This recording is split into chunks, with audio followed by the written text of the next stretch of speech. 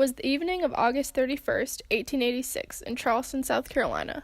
The summer had been an exceptionally hot one, causing many town events and office hours to be postponed until the cooler hours of the evening. Therefore, many people were still out and about in theaters, churches, offices, and other buildings where they normally wouldn't have been at that hour. The rest of Charleston was winding down for the night in their homes, preparing for what they thought would be a peaceful night of sleep. The hour was 9:51 p.m. when all of a sudden,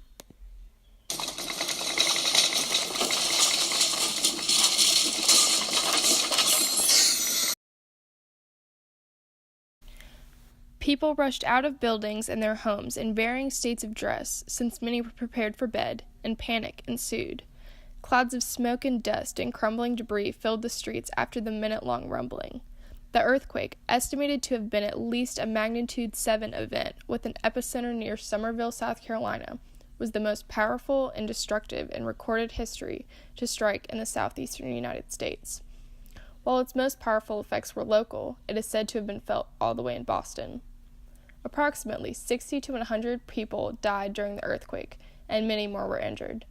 Nearly 7/8 of the buildings were condemned, and the damages cost millions of dollars. Many people did not immediately think what was happening was an earthquake. This was 1886 in Charleston, where earthquakes rarely occurred. Many Charlestonians thought Judgment Day had come, and that God was angry with them. So, what actually happened? The cause of earthquakes in South Carolina is not so clear. South Carolina's earthquakes are located within a plate rather than at a plate boundary, which explains why earthquakes in that area are more atypical. It is possible that the interplate earthquakes felt in South Carolina are the result of stresses transmitted inward from the boundaries of the North American plate. Earthquakes may also occur along ancient plate boundaries where existing faults are reactivated as the tectonic stress is released. The earthquake's damaging effects did not discriminate.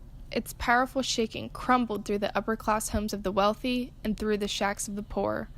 The earthquake affected several Earth systems, namely the geosphere, hydrosphere, and biosphere. Railroad tracks buckled and trains derailed. Dams broke and farms and roads flooded. The ground cracked open, 600 meters wide in one place, and water bubbled and shot out of the ground. The ground liquefied in many places, causing even more damage to infrastructure, and sand blows popped up across the landscape. The most immediate challenge in the aftermath was to house people who had either lost homes or were too scared to sleep indoors, fearing that the rumbling would start again. Sails from ships in the harbor were used as tents. Any structure with a floor and a roof was converted into housing, including railroad boxcars, stables, the cargo hold of a steamship, and boats docked in the harbor. At first, blacks and whites camped together, but tensions quickly led to the establishment of largely segregated camps. Poor sanitation and a lack of sewers, already a problem before the earthquake, now became a crisis that further fueled racial and class conflicts. The physical and social upheaval of the earthquake uncovered and reignited old conflicts from the Civil War era, moving the city toward the era of Jim Crow laws and segregation that soon followed for decades to come.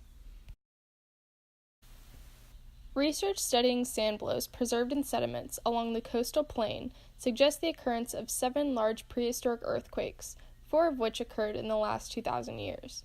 South Carolina continues to experience low levels of seismic activity today, averaging 10 to 30 earthquakes per year, 2 to 5 of which are large enough to be felt. Some researchers suggest that this modern seismicity is still part of the lingering aftershock sequence of the 1886 event. South Carolina's Emergency Management Division puts out guides to help residents understand regional and local seismic risks and to be better prepared in the event of a substantial earthquake.